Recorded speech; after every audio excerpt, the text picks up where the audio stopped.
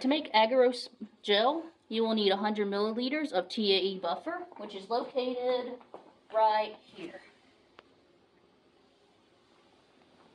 Be sure to measure it with this graduated cylinder, as it's more accurate and precise than the beaker.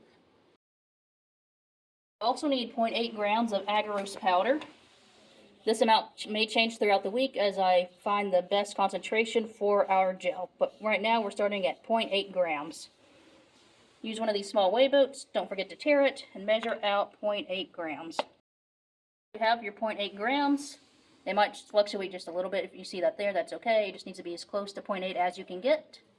Add it to your TAE buffer.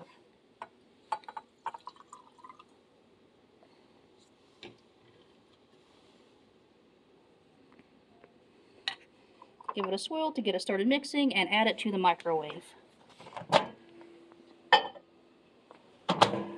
You want to microwave this in 30-second bursts so it doesn't overboil.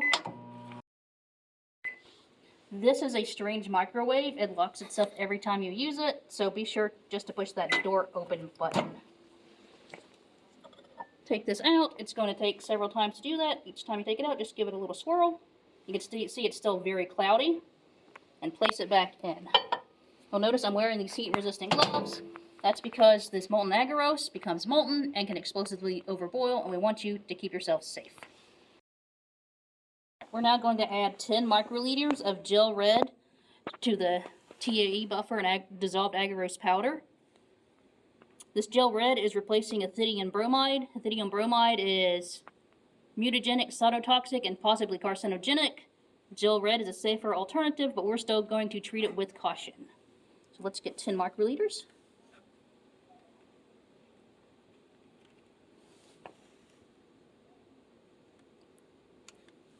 And swirl it. You might notice a very slight pink tinge to your solution. It's very slight. Let this sit here for about 5 minutes until it cools off enough to be added to our chambers. If you pour it in right now, it could damage the chamber, so let it cool for about 5 minutes. Once you're done with the gel red, put the lid back on, make sure it's nice and secure, and return it to this black bag. It's important that it's not overexposed to light, as this can damage it in the long term. Just be sure to be careful with this. We only have one per room, and they're quite expensive, so be sure not to accidentally spill it. This is to hold the tube in while you're getting dye out of it, just to make it less likely that you spill it and to make it a little easier on yourselves.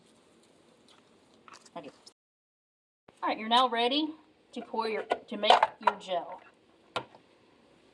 Be sure that this is rotated so that you can pour in there and have your agarose not just go over the sides. You want it set up like this.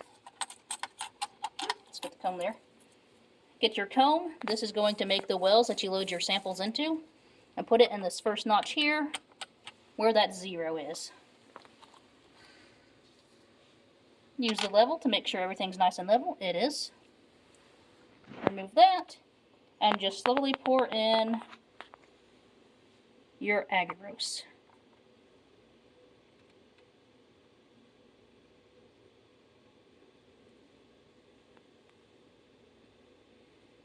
If you let this sit too long and it's solidified, you can re-microwave it once. If you do it twice, then you have to start over. It can be redone once without damaging the integrity of it. This now needs to set for 20 minutes, which is why you're making it for the class after yourselves. So let this sit for 20 minutes and come back to it. Alright, this gel has now set for at least 20 minutes, so it's solidified. So you want to remove the comb, pull it straight up. And sometimes it sticks a little bit, so you might have to wiggle it some, and rotate. It's going to go from negative to positive, so you want the 0 to be at the negative end. And be sure to turn it so that you can add TAE buffer, and that will flow over the top of it. You're now going to add TAE buffer until this gel is covered. Alright, you've now loaded your samples. I'm not doing that in this video because it's not time for lab yet, and you don't want to waste the supplies. But the same principle applies. Lock these in place. Black is negative, red is positive. Might have to untangle your cords a little bit. And then you're going to connect to the power supply, black to black, red to red.